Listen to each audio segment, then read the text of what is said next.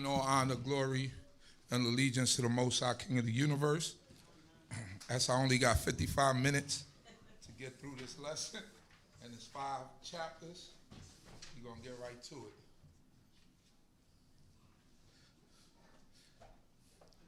So, you going to read for me, Miles, here?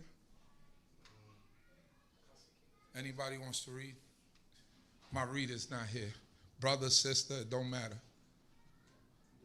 Come on, man, you ready. We're going to get the rabbi actually to do something outside of teaching. Wow. I feel honored, Rabbi. What's going on with the TV? With the connection? Something is off.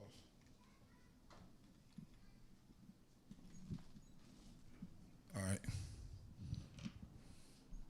How y'all doing? Thank you, the Most High King of the universe, once again for life and for this time that we could be with each other. Despite of whatever's going on in the world, we know that the Most High called this day to be a day of rest every 7th day out of the week. We separate ourselves from doing any type of secular, any type of personal thing, and we dedicate this time and this season to the Creator. This 7th day, because God commanded us to keep it holy every 7 days. Say he ceased from all his work. He said, and he rested on this day. So we're thankful to the Most High God for this time that we're able to reflect and we're able to speak on his words and be able to expound on his words and be able to bring an understanding to God's people, hopefully, and not to mislead them. So we're going to proceed with the book of Shemot. Shemot, it means names, like Moranian said earlier. But I was reading actually in that book. And can you read what the top of that before we get to the chapter say? The second book of the Torah is called Shemot. Second book of the Torah is called Shemot. Names. Names. And it's derived from the second word of the text. Second name of the text, which names, right? Let's go. The original name of the book was Sefer Yetziat Mitzrayim. So Sefer Yetziat Mitzrayim. So what does that mean? The book of going out from Egypt. The book of going out from Egypt. So actually Exodus is an appropriate name for it. It's just in the Greek form. Continue to read it. Which is the basis for the Greek translation of the title, Exodus, meaning departure. Departure. So the book was originally named Sefer Yetziat Mitzrayim, the book of the going forth out of Mitzrayim, right? So later, as the book was divided into Parashot or Sidro, as we said Sidra, as we do it, if you look at Bereshit, that's the first or second word in the book of Genesis. Shemot is the first or second word when the book begins, and Vayikra and Bamidbar and Devarim. So that's where now we derive it and we use those names, right? But in reality, that the names more coincide with what we see probably in the Greek form, because remember the book was translated from Hebrew and some parts of it Aramaic into Greek, Koine Greek. And those were the original translation. That's where we get the Septuagint, the 70 elders that all had to translate the Torah, and they all had to agree on the same translation. They all had to have the same translation. So that's how we get the Septuagint. So, just a little something, a little history on what the name of these books were. Let us continue, my brother. Exodus chapter 1, verse 1. Hallelujah. Hallelujah. Now these are the names of the sons of Yisrael who came out of Egypt with Jacob. Every man came with his household. Reuben, Shimon, Lewi, and Yehuda, Yissaschar, Zebulun, and Benjamin, Dan and Naphtali, Gad and Asher. And all the souls that came out of the loins of Jacob were 70 souls. And Joseph was in Egypt already. Mm-hmm. And Joseph died, and all his brethren, and all that generation. And the children of Israel were fruitful and increased abundantly, and multiplied and waxed exceeding mighty, and the land was filled with them. So 70 souls that came out of Yaakov's loins, That means this is all his progenitor, the people, his descendants, the people that come forth from him. These are all children, grandchildren, great-grandchildren. Not to mention, it's not even mentioning the servants and all of the people that he had around him. It's just specifically talking about the people that came out of Yaakov, and Joseph was already down in Egypt because, of course, we read the history with Joseph and how he ended in Egypt. Let us go. Verse 8. Now there arose a new king over Egypt who knew not Joseph. And he said unto his people, Behold, the people of the children of Yisrael are too many and too mighty for us. Come, let us deal wisely with them, lest they multiply, and it come to pass that when there befalleth us any war, they also join themselves unto our enemies, and fight against us, and get them up out of the land. I guess my presentation ain't meant to happen today. So, because it's not my son's fault, but of course you get, technical difficulties. We've been having technical difficulties all day. So, now there arose a new king over Egypt who knew not Joseph. Let me make sure that.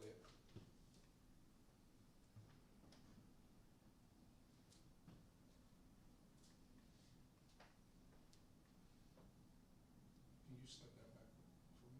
It's loading. It's going to 18. So hopefully it will come up now. And if it comes up now, then I could show you a history of the 18th dynasty of Egypt. That's basically where this whole history is happening. So we got Pharaoh Amenhotep, pharaohs of the 18th dynasty. So at the top you got Admos the first, 1570 to 1546 BCE. So when we count from BCE, we go from higher numbers to lower numbers. So from BCE, that's Atmos the first. Then we get to Amenhotep the first, 1546 or 1526 BCE. Most likely, what it says there, most likely the Pharaoh who killed Hebrew what? Babies around the what? The time that Moses was born and knew not Joseph. And knew not Joseph, right? So now we got, after that, we got Thutmose II, 1526 or 1512 BCE. Then we got Thutmose II, 1512, 1504. I made a mistake there. Hatshepsut, 1504 to 1483. Thutmose III, 1504 to 1551 BCE. Then we get to Amenhotep II, 1453 to 1426 BCE. Most likely the Pharaoh of the Exodus. So reason why I put most likely is because when we're talking about, we're going almost 3,000 years back, almost 4,000 years back, you might not get everything, you might not hit everything on the money, right? Exactly on the money. But we know that it was the 18th dynasty where all this took place, right? Which is the end of the middle kingdom in Egypt. Egypt had three kingdoms, the old kingdom, middle kingdom, and the new kingdom. So the end of the middle kingdom going into the new kingdom is where we begin to see a lot of this happen. So the Pharaoh that knew not Joseph, right, he is the one that began to kill, obviously, the babies, because he didn't know of the greatness of Joseph. He didn't care about the greatness of Joseph and what Joseph had to do in Egypt and how he saved Egypt and how the Most High God put within Joseph to save humanity. They didn't care about that. All he thought about is these people are multiplying and getting greater and we are diminishing. So we have to do something about it. So therefore, he put out a edict that, hey, kill all these male babies. Because that's the way that you truly cause genocide on a nation, by eliminating men. You destroy the man, the women are bearing someone else's seed. And because whatever comes out of that woman bears the father's name. It doesn't bear the mother. Today, this is a new thing where you carrying your mother's name And you be like, oh, you were so-and-so and so. Like, for instance, right? My mother, she has her mother's last name, right? It wasn't that her father didn't claim her. It was she just has her mother's last name. So now her father's last name is Farron. Her mother's last name is Tuit. So in Spanish countries, they give you your mother, they give you your father and your mother's last name. So you will see two names on your birth certificate. But when you go and you sign, you always sign with your father's name. But it's just a history of where you come from. So now my mother's really a Farron, but her birth certificate says Tuit. So now when I'm born, I'm going to get the Tuit name. No, I'm getting Tuit name, which is her mother's maiden name, and I'm getting my father's name, right? But I'm really supposed to be a Farron, not a Tuit.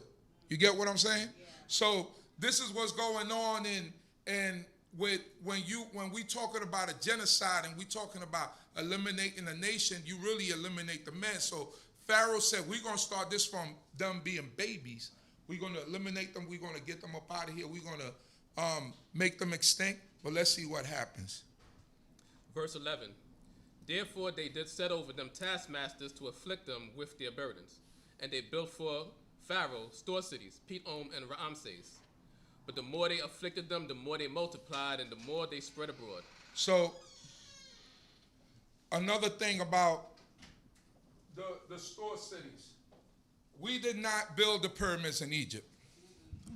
The Ten Commandments shows us that the children of Israel built the pyramids in Egypt. That is a lie. So this is the great pyramid complex of Giza. Began to be constructed 2589 to 2566 BCE by Pharaoh Khufu Cheops.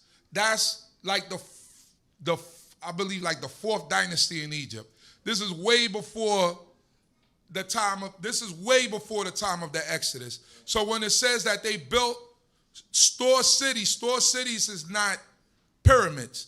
Pyramids are essentially tombs where they buried kings of Egypt and pharaohs. So we didn't get that out your mind. What the Ten Commandments showed you that we were building the pyramids in Egypt. We did not do that.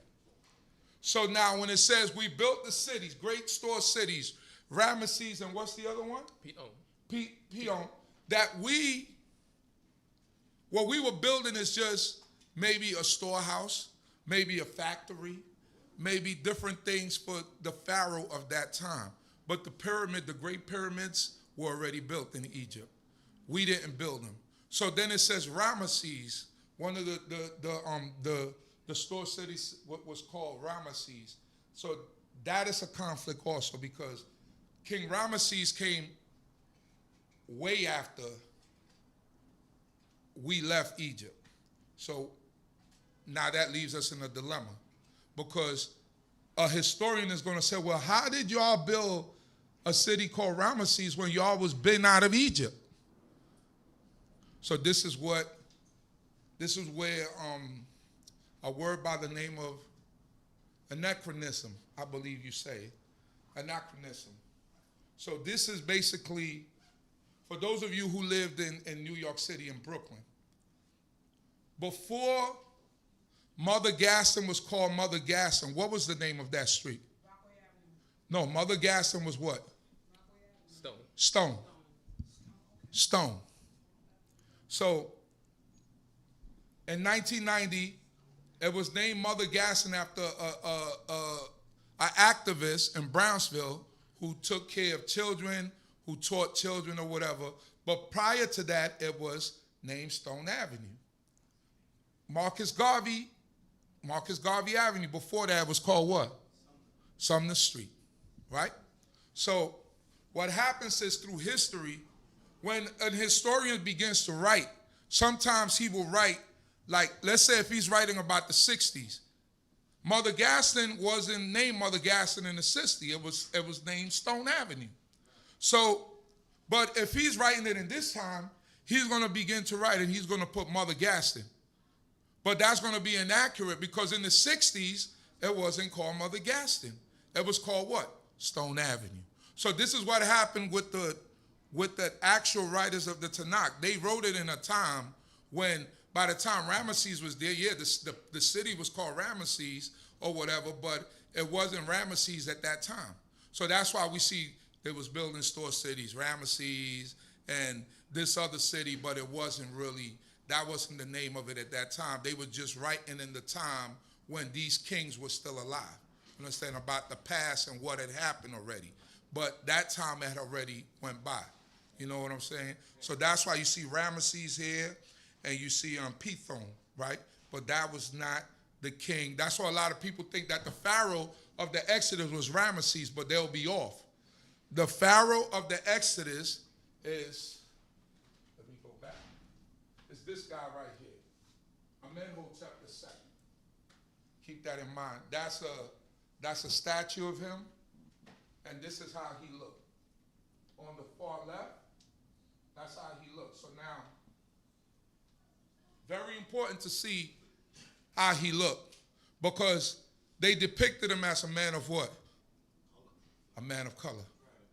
He didn't look like a pale Arab like Egyptians look today.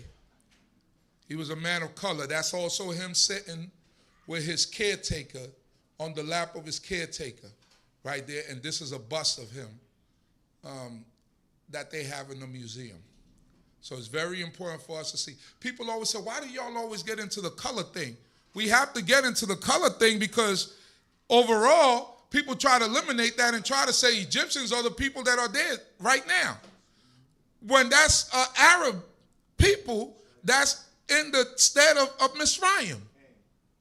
That's not the original people of that land.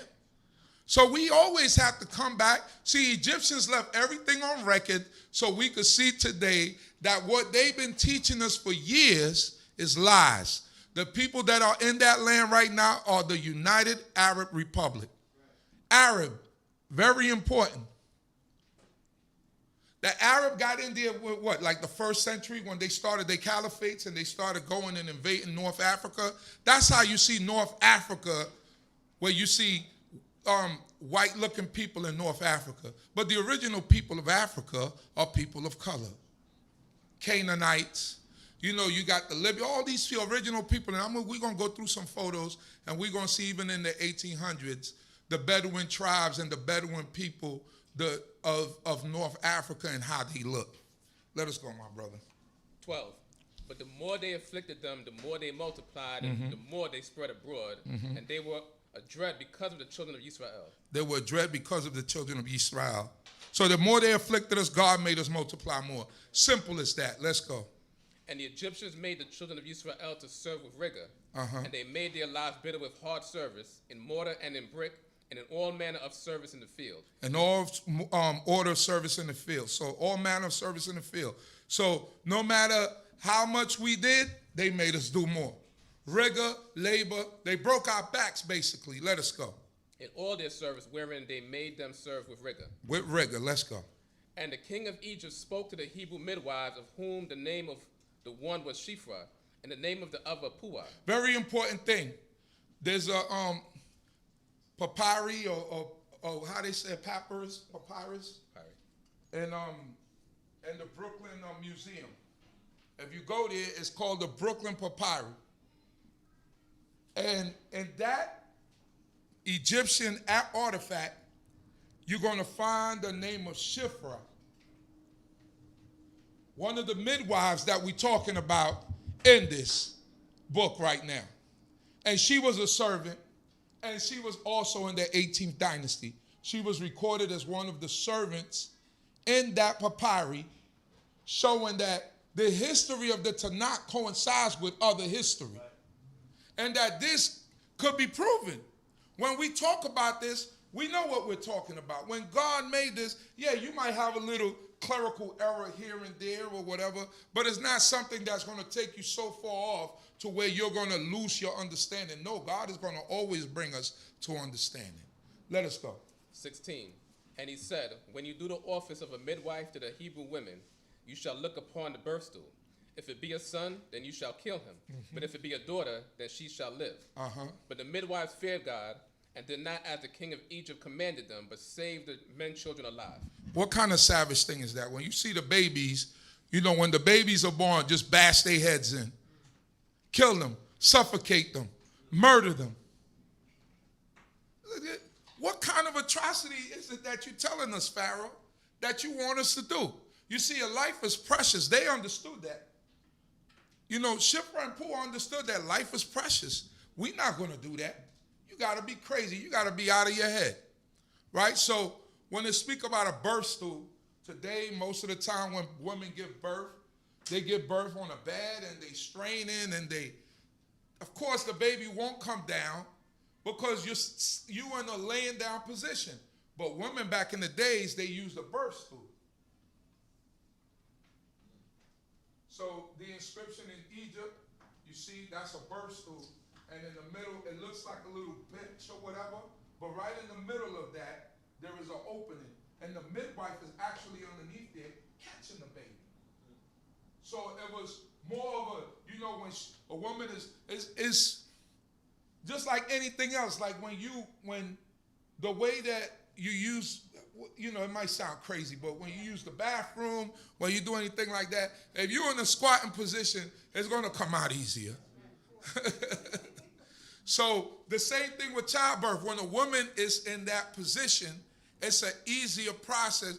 I mean, it's still a struggle, but it's an easier process. And the midwife will be right underneath that birth stool. Now, this is a real life, how a birth stool will look. So the woman will she will sit on it, and then the middle part is where the midwife will be there and will catch the baby, right? So you say, Shipra and Puah said, man, by the time we get there, what did they say? 18. And the king of Egypt called for the midwives and said unto them, why have you done this thing and have saved the men children alive? And the midwives said unto Pharaoh, because the Hebrew women are not as the Egyptian women, for they are lively, and are delivered ere the midwife come unto them. And God dealt well with the midwives, and the people multiplied and waxed very mighty. And it came to pass, because the midwives feared God, that he made them houses. And Pharaoh charged all his people, saying, every son that is born you shall cast into the river, and every daughter you shall save alive. So they lied and they said, look, when we get there, now remember, we were under rigor. That means pregnant women work too. When we were in those plantations in the South, guess what? Pregnant women work too. Until they couldn't work anymore, until that water broke. So naturally, a woman that's exercising while she's pregnant, when her birth is, her giving birth is going to be easier than a woman that just lays up all day.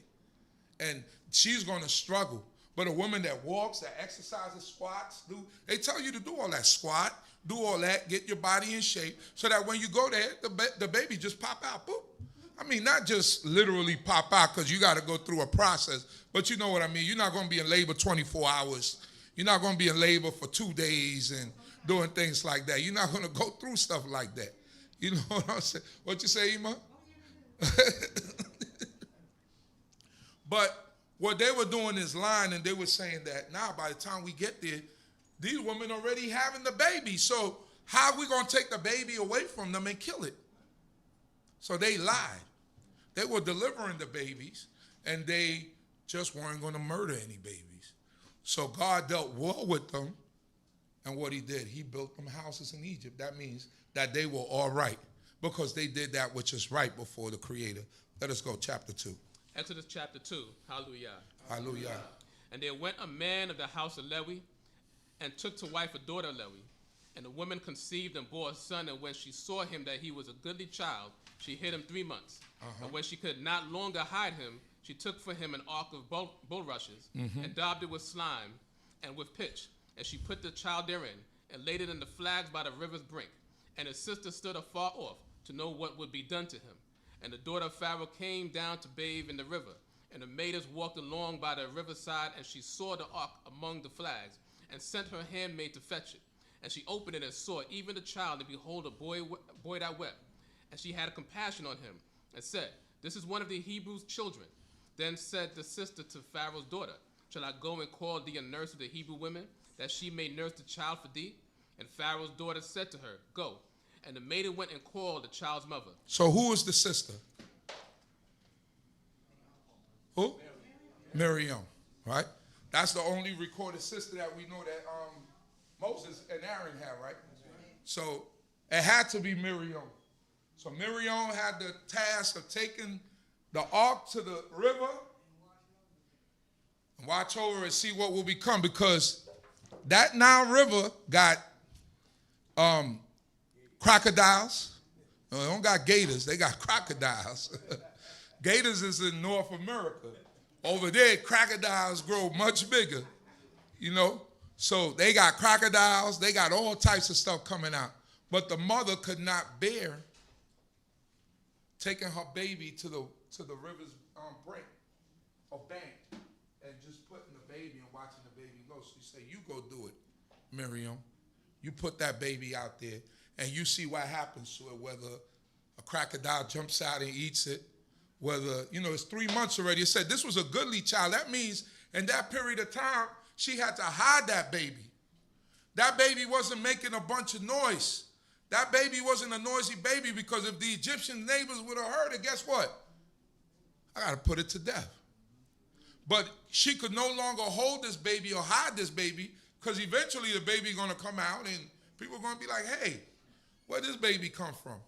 So she hid him in the little basket, put him by, told Miriam, take him down there, put him by the river and see what would happen. And it just so happened that Pharaoh's daughter was out there washing. That's the hand of the Most High God. Deliverance. Now, Moses is called a deliverer, but he's been delivered and being drawn from the water because he has a mission in life. Sometimes we don't know our mission. Sometimes, you see, Joseph had something in mind, and when we think about Joseph, he was just happy-go-lucky. He was carefree. He didn't care. He go tell his brothers something like this. He's not thinking that his brothers is going to sell him into captivity, but there was a mission for Joseph. And sometimes in our lives, the Most High God has a mission for us, and we don't know what it is. And sometimes that journey means you're going to go to jail and you don't understand why you are in jail or why you are in prison or why you're going through what you're going through. But that's for you to have as a lesson for someone else, because you might help someone else out in life, or you might help a group of people out in life in the future. A lot of children, a lot of Yeladim, a lot of young people. Sometimes we come here, the lessons go in one ear and go out the other, and you can't wait till, you be like, I can't turn till I turn 18 to be out. I know how it is. I can't wait till I turn 18 to be out. I could do what I want to do. So now you're out, you're doing what you want to do. What is the purpose of life after that? So after you're out and you're doing what you want to do, then that means I'm going to go celebrate Christmas. Or I'm going to go celebrate New Year's. I'm going to do life the way I want to do it. And then guess what life is going to teach you? It's going to bring you right back to point A. It's going to bring you right back to point A where you started, and you're going to say to yourself, I shouldn't have did all that stuff. I did too much. It always works that way. It's never an easy thing when you reject God. When you reject your parents' lessons. It's never an easy way. You always come back to square one and God brings it to your face. Always. You can ask any elder that disrespected their parent, any elder that went against the word of their parent. You can ask anyone, how did it go for you in life? Man, I had a rough life. You know, because I didn't listen when I was young. I'm trying to get it together now, but I could have avoided all of that if I'd have just listened. Right or wrong? Parents, your parents, God brings it back to your face. So I would have went, and I would have done much better if I would have just listened. I wouldn't have been going through all these headaches. I wouldn't be paying child support for 21 years because my mama told me when I was 18, leave that girl alone. I wouldn't be going through the misery I'm going through right now where this deadbeat dude won't even take care of his children because my mama told me to leave him alone. Or my daddy told me he's no good for you, daughter. So it comes back always to what? Point A. It is always a full circle. So when that life comes back to you full circle and it comes back to you, be in a good stead with God. Where you could stand and you could say, well, I did right by my parents. First and foremost, I did right by God. Because life teaches us tough lessons. When we're young, we just think we know it all. But you really don't know it all. You don't know anything. You still got a lot to learn. You got a nice muscular body, and that's what you're looking at in the mirror. And I could pull any girl that I could pull. Because I got muscles coming out my neck. You know what I mean? I got muscles all in my jaws and all type. And every girl that see you like you. But is that the purpose of life? That every girl that see you like you? Because that could turn you to be a whoremonger. And then you out there and you catching all types of diseases and you passing on diseases to people and doing all types of stuff. And then God made you shapely. Back in the days, we used to say Coca-Cola bottle shape. Some of y'all don't know what the Coca-Cola bottle looked like. That glass bottle, it was all curvy. Yeah, that's what we used to say. Man, look at that girl. And you think that that's what you listen. Everybody's looking at me and looking at me, and I got a nice looking this, and I got a nice looking that, and you stand in the mirror and you poke this out. I see girls going down the street like this. They be walking, they be on the phone looking, they got the camera on. And you're running to a pole. He's like, hey, watch yourself now. She going like this, and then she looking at the car. The mirror in the car too, she going like this, looking at her body, and over here she looking at her face. That's all. Yes, you look beautiful, darling. But guess what? You get mad because you tell her, hey, be careful, you're going to run into the pole. What you looking at? Like, almost ran into the pole. I should have just let you break your neck on the pole. But yes, that's all good, but that's vain. Because guess what? We all get old. We all get to a point where it's not going to be like that all the time. Stuff start dropping. Gravity start taking hold of certain parts of your body. You start having children. But then all that you was into and you wanted all these guys and these guys looking at you and all that, it's going to come back to square one. I should have just dealt with that one person, and I should have stayed myself quiet in one place doing that which was right. That's how life goes. You seen that Cat Williams interview? He said it straight out. He said he married a whore. And people was like, oh, God, how could he? He didn't tell no lies. Because of, people change. But she obviously didn't change. You know what I'm saying? People change. We could say things about people or whatever, but people change. When people make a true change in life, you have to commend that. But when people don't change, that's the name that sticks with you forever.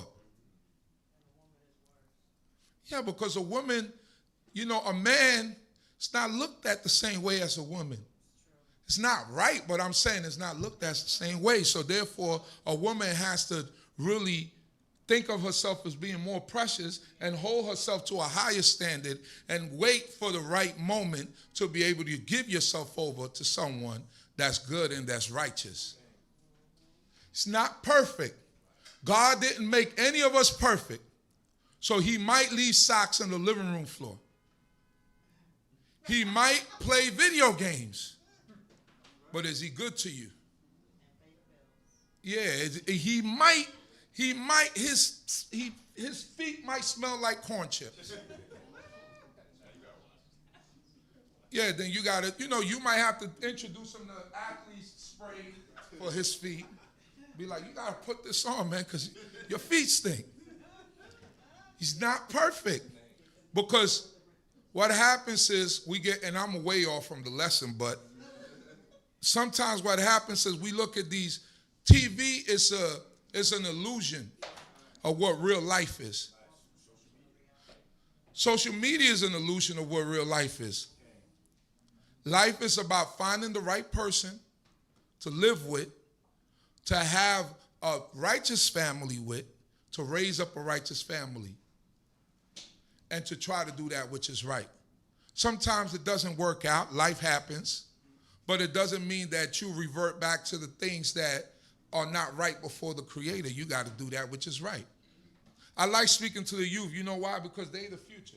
Yeah. These lessons, they hear them a million times, and I could go over it and all that and talk about it, but our youth is our future. And if they don't do that which is right, you're going to end up like Jonathan Majors.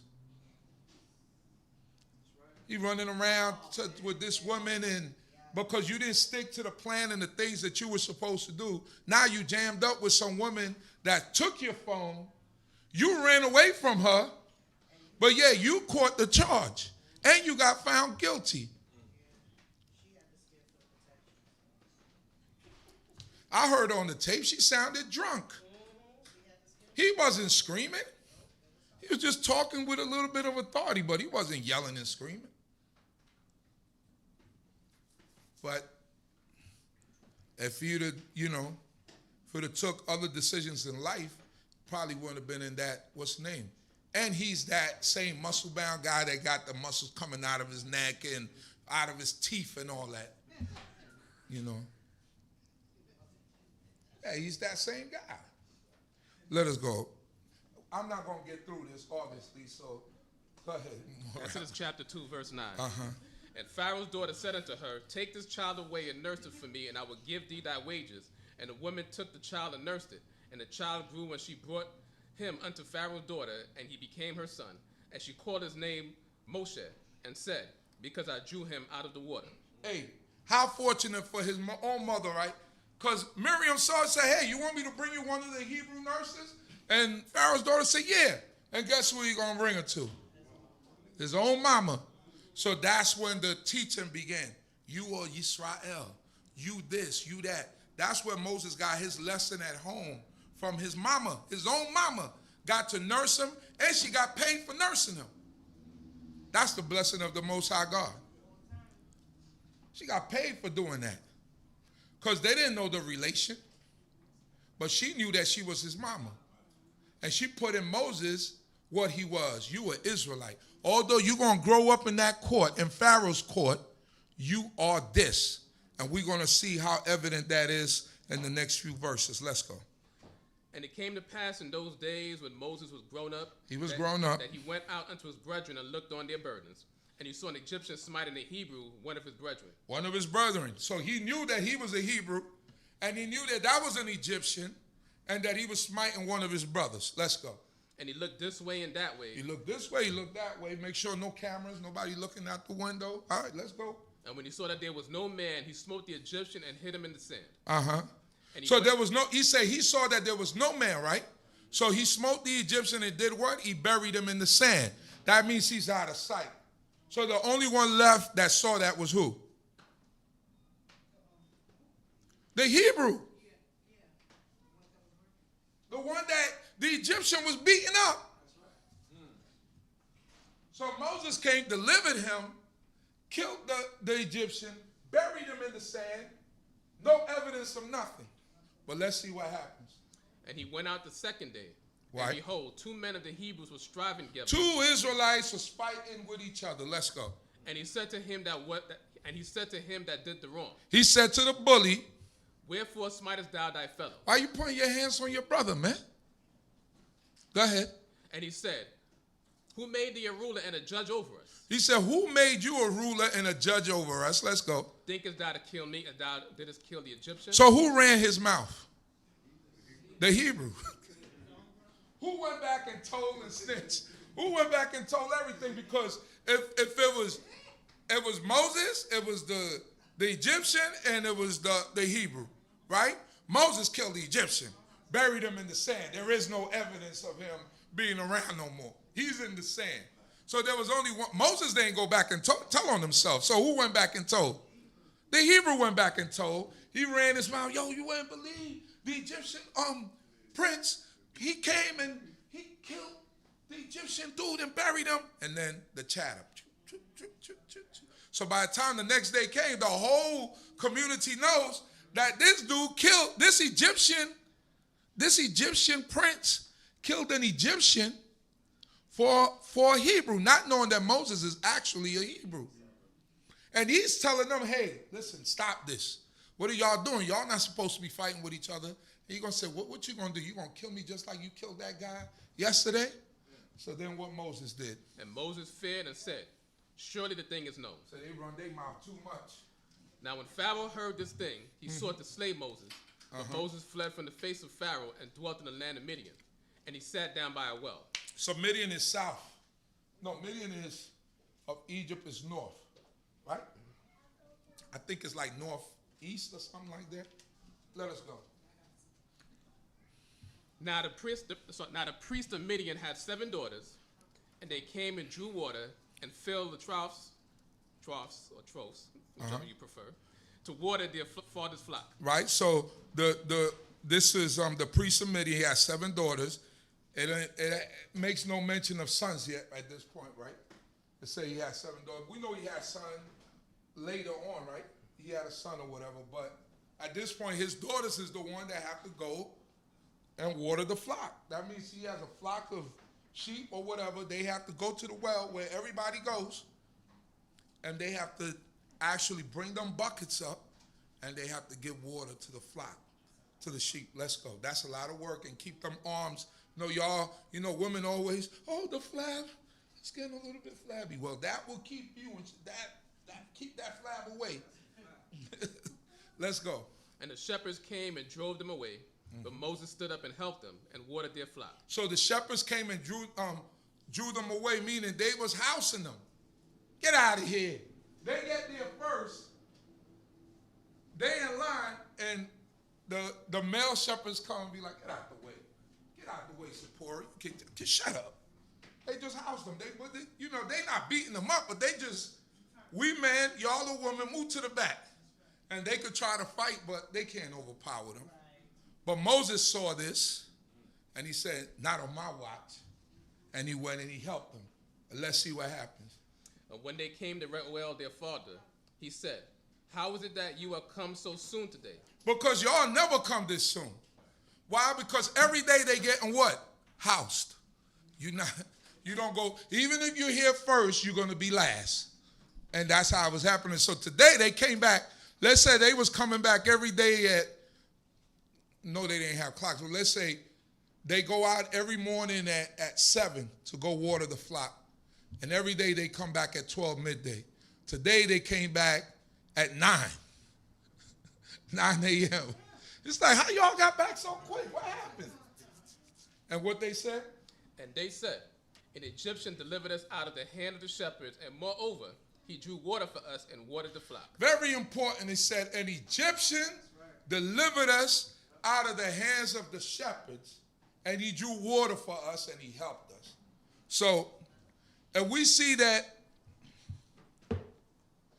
Amenhotep looked like this, and he's an Egyptian, and he's the Pharaoh. He's the Pharaoh of the Exodus, right? Amenhotep.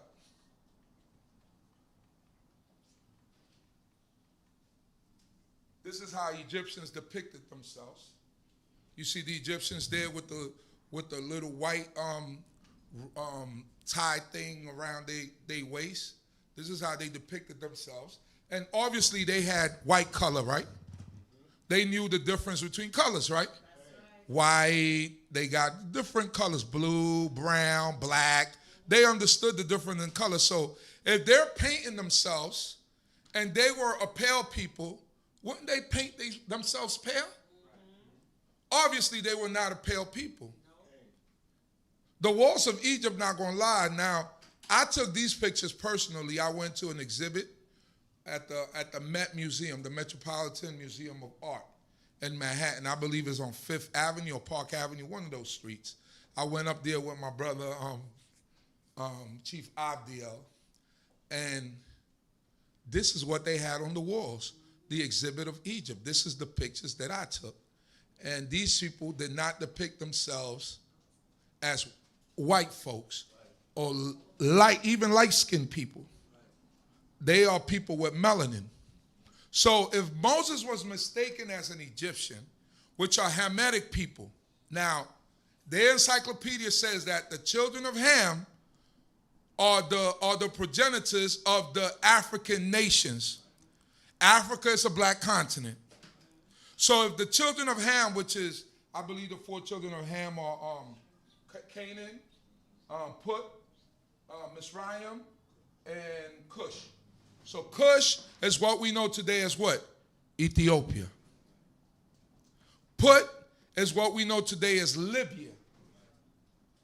The Canaanites is the 7 Canaanite nations that were removed from the land that later went south, some went north, and some of these people stayed in Syria. Some of these people went further south.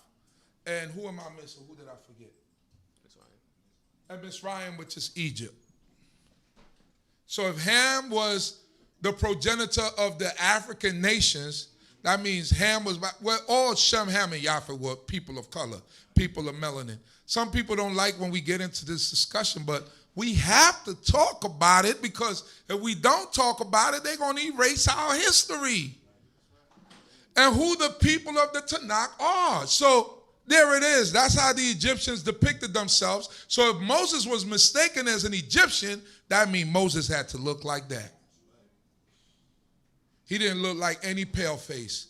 And I don't have to talk about anyone to explain what I'm saying. All I'm saying is that if he was mistaken as an Egyptian, and Egyptians in the 18th dynasty looked like this, that means Moses had to look like that. Point blank, period. That's it. Like I said, Egypt, 1864. Water carriers photo by Antonio Baeto. He was a famous photographer. So in the 1800s, that's water drawers. The little Arab kid in the middle, that's after invasions after hundreds of years. They are the water drawers, but those are the indigenous people of Egypt. The water drawers. And look at what they got on. Look at the getup that they got on, right? Like the little, look like skirt, but it's not skirt. It's just a wraparound thing. And it's the same exact thing that they wore back in the 18th dynasty. Just that they got a top on. Look at that. Water carriers photos by Antonio Baeto. Hold on. Can we go back to this last one? Because that's probably what I want to end after chapter 2. These are indigenous North Africans. Descendants of Ham. People that from Algeria. That photo to the left with the man and the woman, those are people in Algeria. Today they will make you believe that Algerians, Moroccans, Libyans, that these are all just white people, right? But those are years of invasion, of coming in and whitening those people.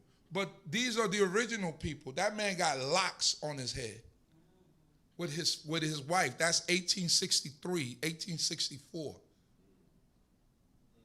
Egyptian man at the top, on the far right.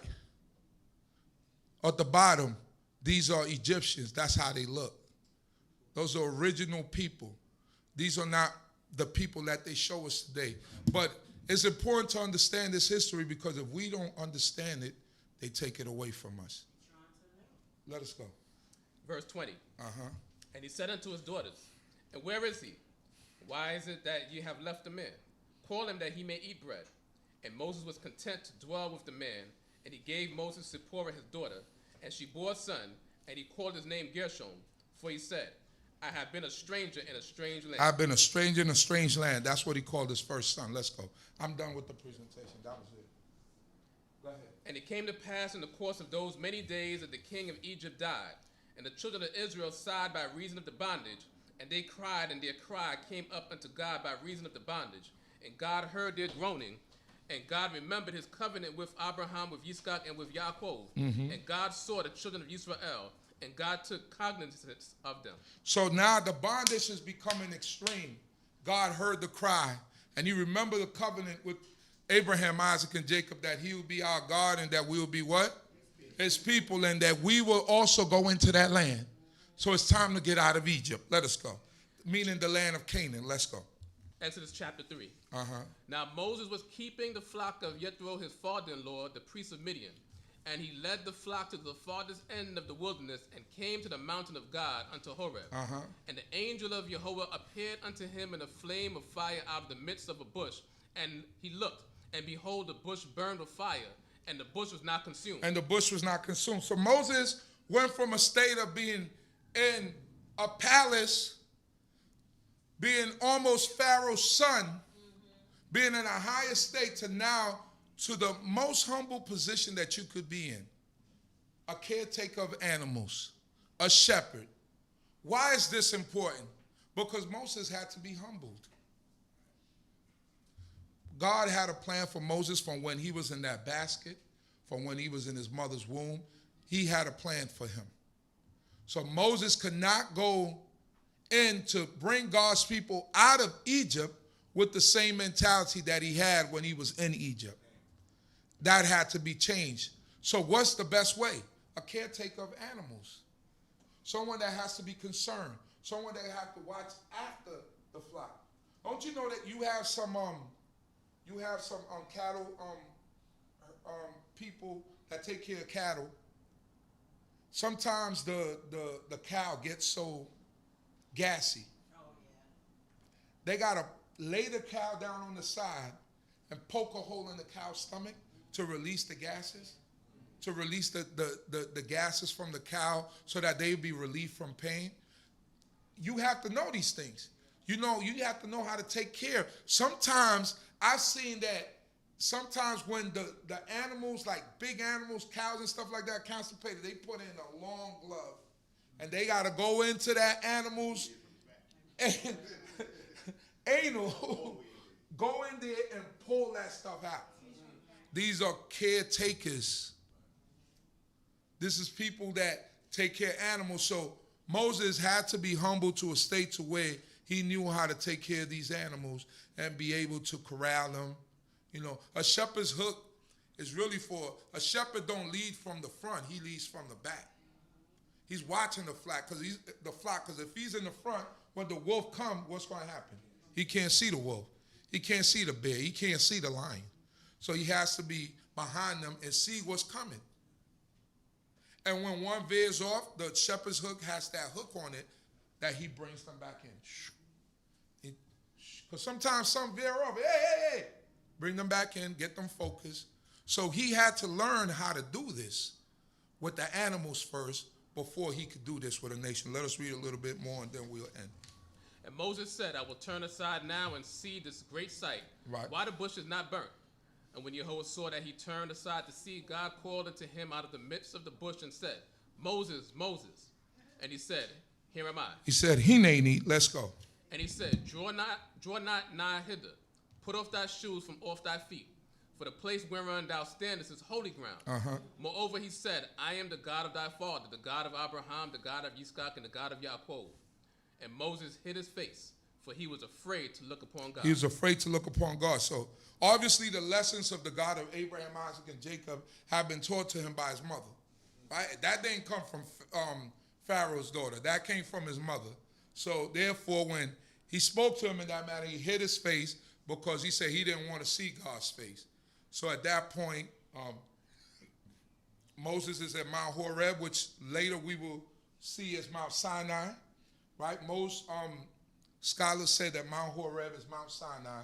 So later in the history, we will see that Moses will approach Mount Sinai, and that's where he'll get the 10 words, and a lot of things happen by the feet of Mount Sinai, and as we go on in the history. So I'm going to wrap it up there because it's already 1:30.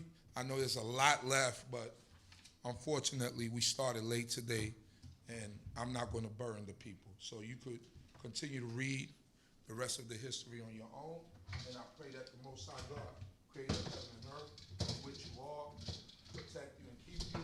And at this time, I'll call Moray to close out. Hallelujah.